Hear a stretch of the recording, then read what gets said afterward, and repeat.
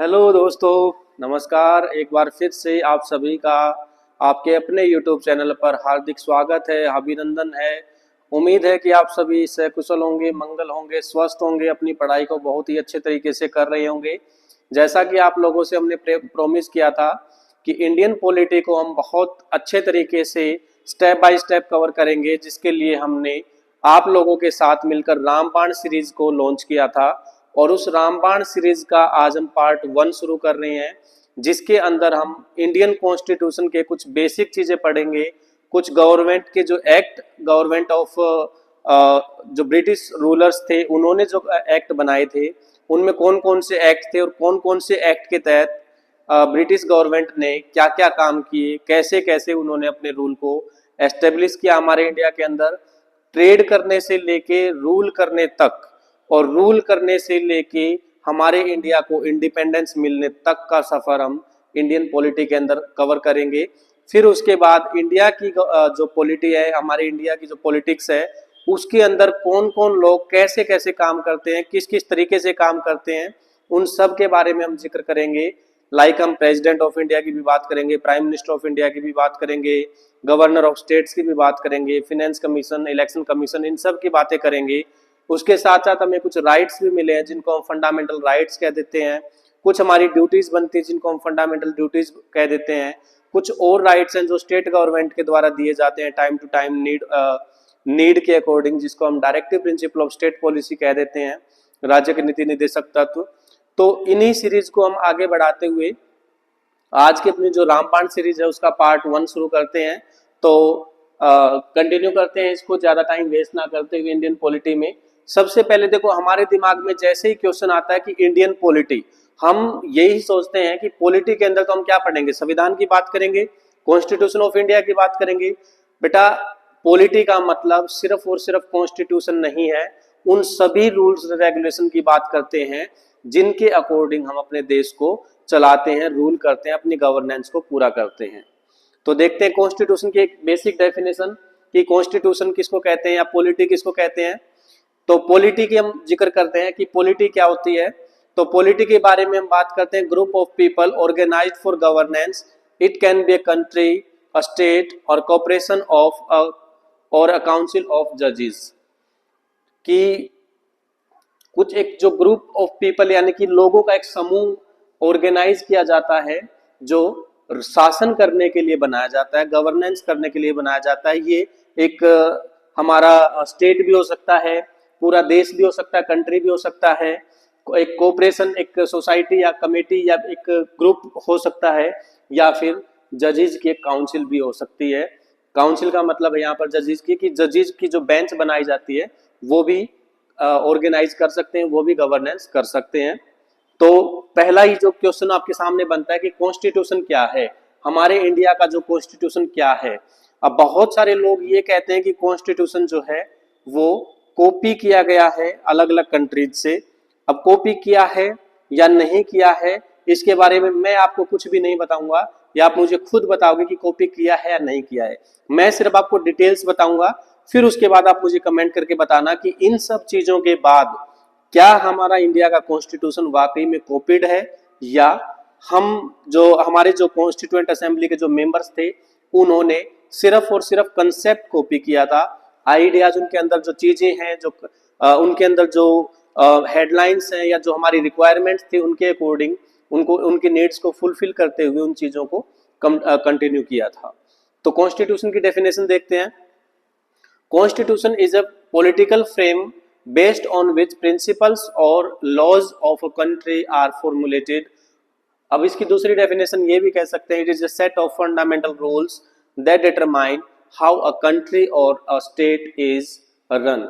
अब बेटा यहाँ पर एक चीज ध्यान देना कि इंडियन पॉलिटी की जब हम बात करेंगे, कई बार एक वर्ड यूज किया जाएगा स्टेट, और एक वर्ड यूज किया जाएगा स्टेट्स या ग्रुप ऑफ स्टेट्स।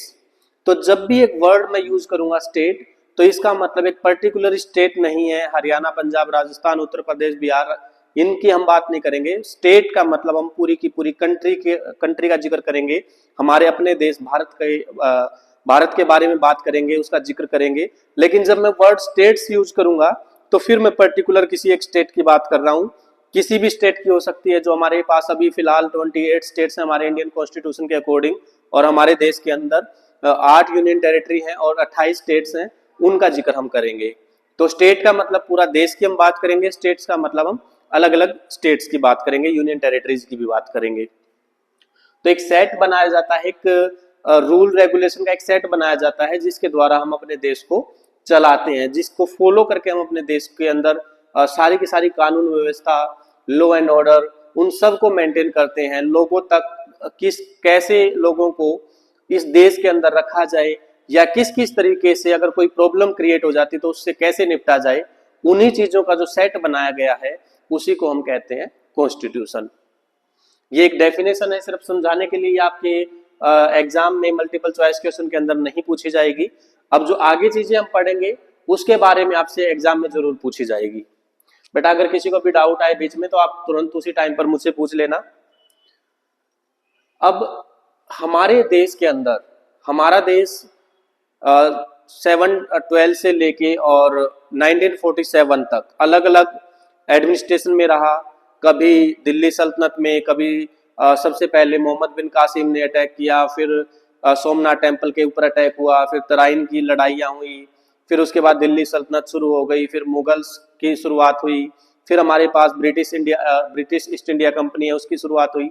तो ऐसे करते करते हमने बहुत लंबे समय तक गुलामी को सहन किया है, और लास्ट फाइनली हम 1947 में 15 अगस्त को हम ब्रिटिशर से आज़ाद हो गए थे, क्योंकि इन्होंने हमारे देश में लास्ट में रूल करना शुरू किया था। और फिर इनका जो एडमिनिस्ट्रेशन सिस्टम जो था, इन्होंने जो रूल करना शुरू किया था, इनके खिलाफ हमने बहुत सारी मूवमेंट्स चलाई, और उन्हीं मूवमेंट्स का रिजल्ट आया कि हमारे बहुत सारे जो शहीद जिनको हम कह सकते हैं, या बहुत सारे फ्रीडम फाइटर्स जो थे वो शहीद भी हुए थे। कुछ एक लास्ट तक हमारे पास रहे जिन्होंने कॉन्स्टिट्यूएंट असेंबली को भी बनाया, हमारे देश के संविधान को लिखा, और आज हम इसी संविधान के बेस पर अपने देश को आगे चला रहे हैं और फॉरवर्ड कर रहे हैं। तो मेनली हमारे देश की आज़ादी की जो लड़ाई थी उसके लिए सबसे पहली लड़ाई, या ये कह सकते हैं वो तो 1857 की क्रांति थी, 1857 का जो रिवॉल्यूशन था। लेकिन ब्रिटिशर्स जो सबसे पहले हमारे इंडिया के अंदर आए, 1600 में ब्रिटिश ईस्ट इंडिया कंपनी जो है उसकी एस्टेब्लिशमेंट हुई थी, और एस्टेब्लिशमेंट के बाद उन्होंने धीरे धीरे अपने पांव जमाने शुरू किए, ट्रेड करना शुरू किया। तो शुरुआत में जो पर्पज था ब्रिटिशर्स का वो था हमारे इंडिया के अंदर ट्रेड करना, व्यापार करना, एक हमारे देश से सामान लेके ब्रिटेन में पहुंचाना, यूरोप के अलग अलग पार्ट्स में पहुंचाना, या फिर वहां से सामान लेके और इंडिया के अंदर उसको सप्लाई करना। ये काम था शुरुआत के अंदर ब्रिटिश ईस्ट इंडिया कंपनी का। लेकिन जैसे जैसे टाइम बीतता चला गया, इन्होंने फूट डालो राज करो की नीति का अपनाया, और अलग अलग हमारे जो राजा महाराजा थे उनके साथ मिलकर और किसी दूसरे राजा महाराजा के खिलाफ षड्यंत्र रचकर और लड़ाइयां शुरू कर दी। धीरे धीरे हमारे जो राजा महाराजा हैं उनकी हेल्प के साथ साथ ब्रिटिशर्स ने हमारे देश के ऊपर रूल करना शुरू कर दिया।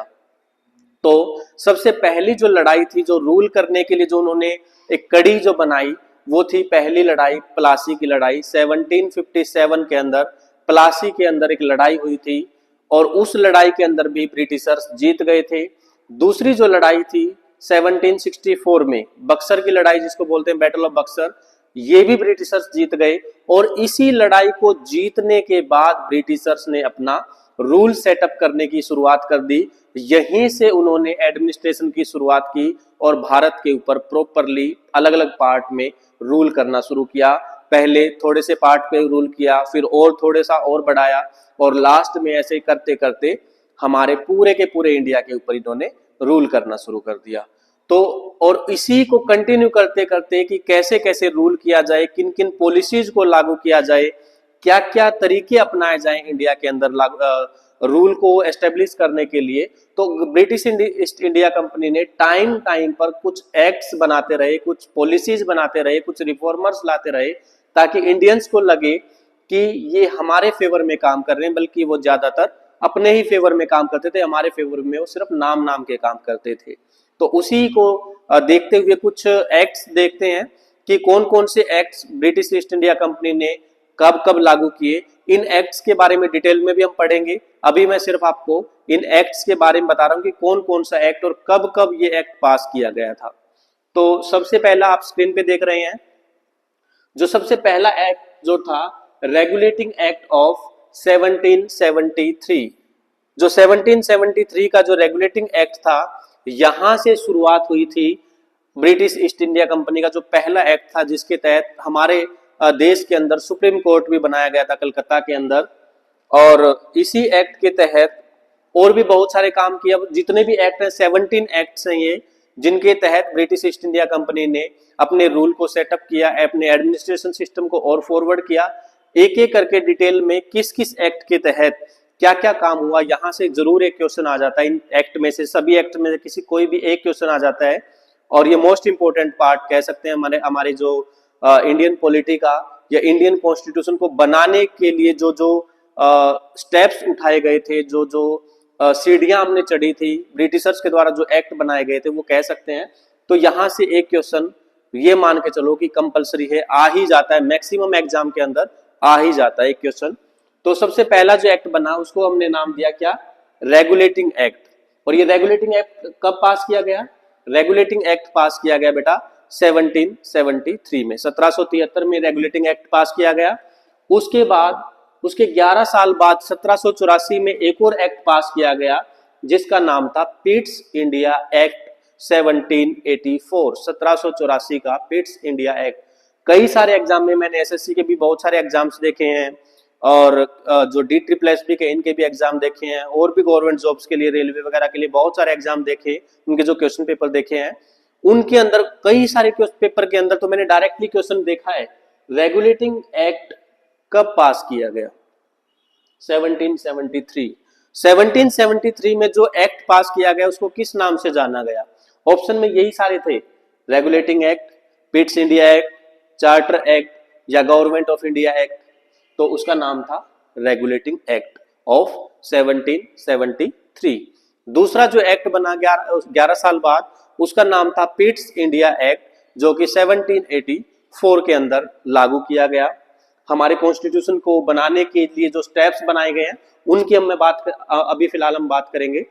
तीसरा चार्टर एक्ट, जो कि 1793 के अंदर पास किया गया। 1793 में चार्टर एक्ट बना। एक और चार्टर एक्ट बना दोबारा फिर, जो कि 1813 के अंदर, 1813 के अंदर एक और चार्टर एक्ट बना। चार्टर एक्ट 4 बने थे, अभी देखेंगे एक एक करके। उसके बाद 2 चार्टर एक्ट हम पढ़ चुके हैं। तीसरा चार्टर एक्ट 1833।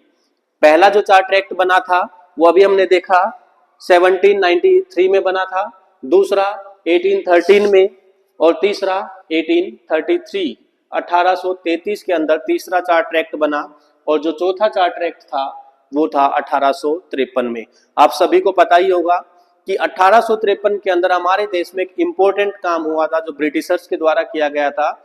और ब्रिटिशर्स में हमारे देश में जो गवर्नर जनरल जो थे, उनका नाम था, क्या नाम था, हाँ वेरी गुड बेटा, लॉर्ड डलहौजी।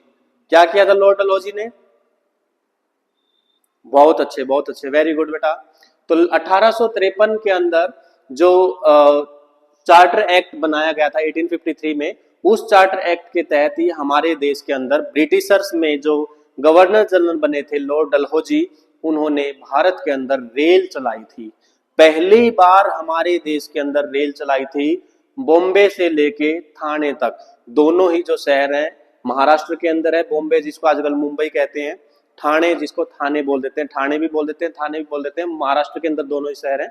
तो इन दोनों शहरों के बीच में ट्रेन चलाई गई थी, जो कि लॉर्ड डलहौजी ने चलाई थी पहली बार हमारे इंडिया के अंदर, अपने पर्पज के लिए, यानी कि ट्रेड के पर्पज से। मेनली उनका जो पर्पज था वो ट्रेड करना था। जो सामान यहाँ से एक्सपोर्ट किया जाता है कोस्टल एरिया तक, वहां तक पहुंचाने के लिए ट्रेन की शुरुआत की गई थी। वेरी गुड बेटा। उसके बाद गवर्नमेंट ऑफ इंडिया एक्ट बना 1858 में। 1857 की जो क्रांति हुई थी, रिवॉल्यूशन जो हुआ था 1857 का, जिसके अंदर हमारे बहुत सारे जो फ्रीडम फाइटर्स थे वो शहीद हुए थे, जिनमें रानी लक्ष्मीबाई का भी नाम बहुत ही अग्रसर होता है। उन्होंने भी बहुत सारी मेहनत की बहुत स्ट्रगल किया और लास्ट में लड़ते लड़ते वो शहीद हो गई थी। और उसके बाद जब लड़ाई खत्म हो गई थी 1857 की, और लड़ाई खत्म होने के बाद जो गवर्नर ऑफ इंडिया थे उनको, उनका जो पद था, उनकी जो पोस्ट थी, उसको चेंज करके वायसराय के अंदर कन्वर्ट कर दिया और पावर ट्रांसफर कर दी गई थी। तो एक्ट का नाम था गवर्नमेंट ऑफ इंडिया एक्ट 1858। सबसे पहले हमने कौन सा पढ़ा? Regulating act. कब? 1773 में। उसके बाद हमने कौन सा पढ़ा? पिट्स इंडिया एक्ट 1784 में। फिर उसके बाद हमने चार्टर एक्ट पढ़े, कितने? 4। पहला चार्टर एक्ट 1793, दूसरा 1813, तीसरा 1833, चौथा 1853, और उसके बाद जो गवर्नमेंट ऑफ इंडिया एक्ट आया 1858। उसके बाद इंडियन काउंसिल एक्ट बना 1861 में। इसमें भी बहुत इंपॉर्टेंट काम हुआ था हमारे देश के अंदर, कि हम एक एक करके सारे के सारे एक्ट्स के बारे में बात करेंगे। मैं प्रॉपरली एक जो पार्ट 2 आएगा उसके अंदर इनके बारे में क्या क्या काम हुए थे डिटेल में हम बात करेंगे एक एक की, और जरूर वहां से क्वेश्चन फंसेगा आपका। नेक्स्ट हमारा जो एक्ट बना Indian council act. Indian council act कब पास किया गया? 1892 में। 1892 के अंदर 1892 में इंडियन काउंसिल एक्ट को पास किया गया। नेक्स्ट हमारा जो 10th एक्ट बना इंडियन काउंसिल एक्ट, जो 1909 में इसको पास किया गया। इसको मार्ले मिंटो रिफॉर्म भी कह देते हैं। क्यों कह देते हैं बेटा इसको Morley Minto reform? Yes, anyone of you?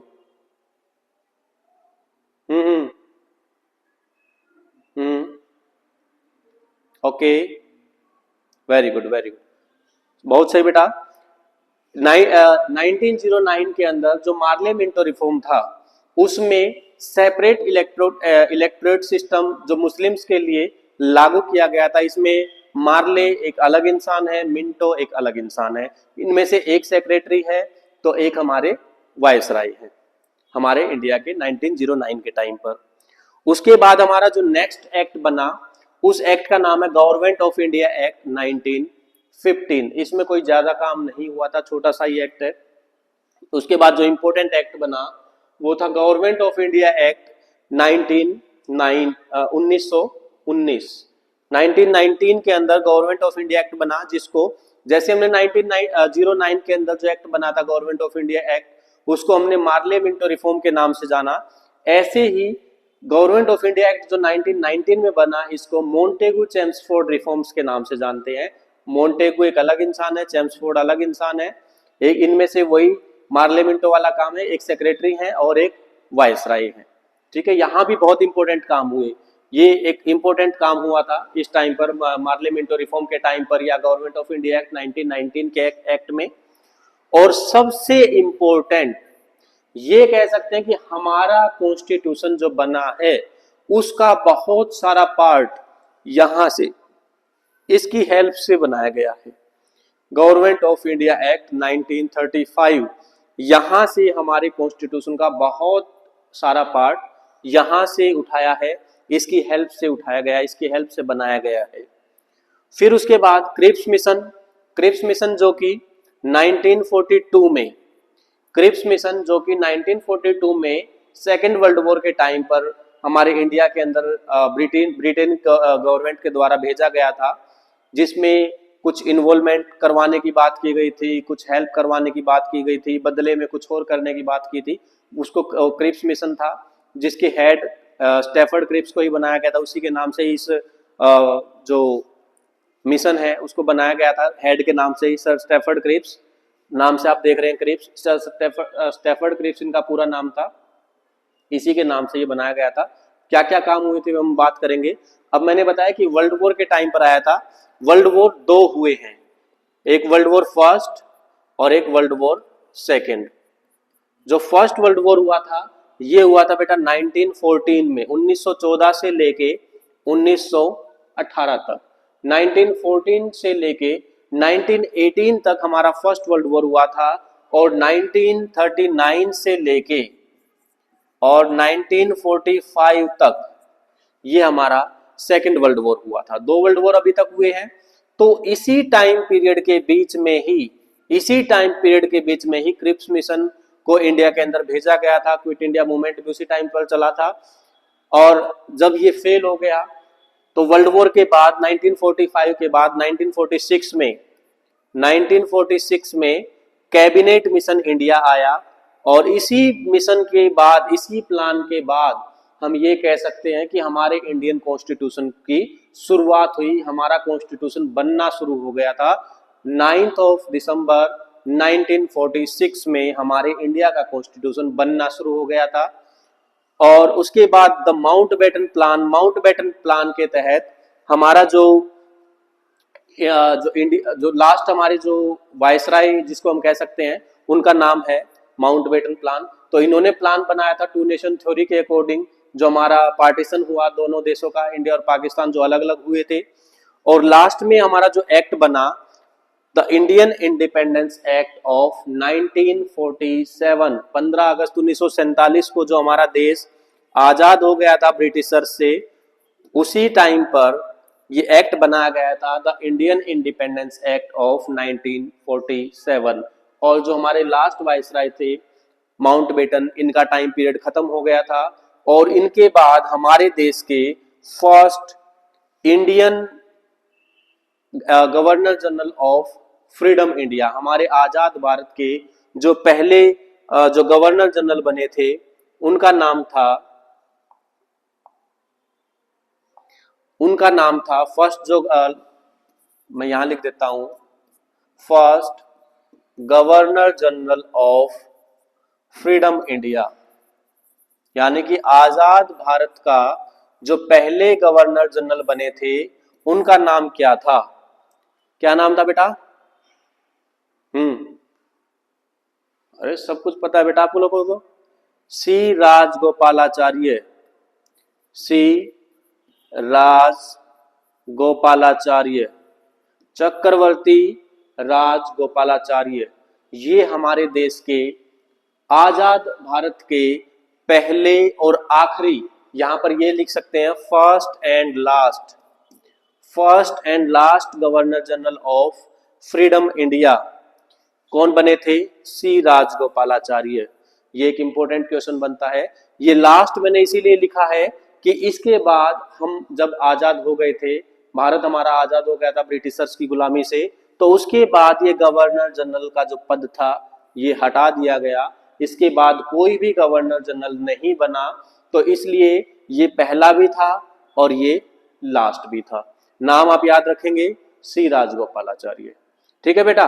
तो आज की इस वीडियो में ये जो एक्ट्स हमने बात की है, जिसमें हमने रेगुलेटिंग एक्ट से शुरू करके जो 1773 में शुरू हुआ था, और वहां से शुरू करके जो 17th एक्ट बना था, एक्ट जो हमारा इंडिपेंडेंस एक्ट ऑफ 1947 था, वहां तक की जो पूरी की पूरी डिटेल है वो हम इस रामबाण सीरीज के पार्ट 2 के अंदर कवर करेंगे। तो बहुत जल्दी आपके सामने रामबाण सीरीज का पार्ट 2 आने वाला है। आज की जो वीडियो हमने की पार्ट 1 रामबाण सीरीज का, ये आपके लिए बहुत एक इम्पोर्टेंट रोल प्ले करता है आपके बेस को बनाने के लिए, क्योंकि जब तक बेस नहीं बनेगा आप आगे कुछ नहीं कर पाएंगे। तो पहले बेस को स्ट्रॉन्ग करना जरूरी है, बाकी की जो सीढ़ियां हैं वो हम अपने आप धीरे धीरे करके चढ़ते चले जाएंगे। तो आज की वीडियो सेशन आपको कैसा लगा आप कमेंट करके मुझे जरूर बताना। और अगर कोई भी और इन्फॉर्मेशन आपको इससे रिलेटेड चाहिए या आपके पास कोई और इन्फॉर्मेशन है, तो आप कमेंट सेक्शन में मुझे जरूर बताना। आपके कमेंट का मोस्ट वेलकम रहेगा। अगर कोई इन्फॉर्मेशन आती है तो जरूर हमें, अगर वो अच्छी लगती है तो हम बाकी बच्चों के साथ भी उनको शेयर जरूर करेंगे। तो वीडियो अगर अच्छी लगे तो वीडियो को आप लाइक बिल्कुल करेंगे। अगर आपने अभी तक चैनल को सब्सक्राइब नहीं किया है तो बेटा जल्दी से जाके चैनल को सब्सक्राइब कर लीजिए, और जो बेल आइकन है उसको दबा दीजिए, ताकि आने वाली, हमारी तरफ से आने वाली हर एक वीडियो आपके YouTube नोटिफिकेशन पर मिल जाए, वो भी बिल्कुल फ्री, कोई चार्ज आपसे नहीं किया जाएगा। ये रामबाण सीरीज पूरी की पूरी आप लोगों के लिए फ्री में रहेगी। थैंक यू बेटा, जल्दी ही मिलेंगे हम रामबाण सीरीज के पार्ट 2 के अंदर। Thank you very much.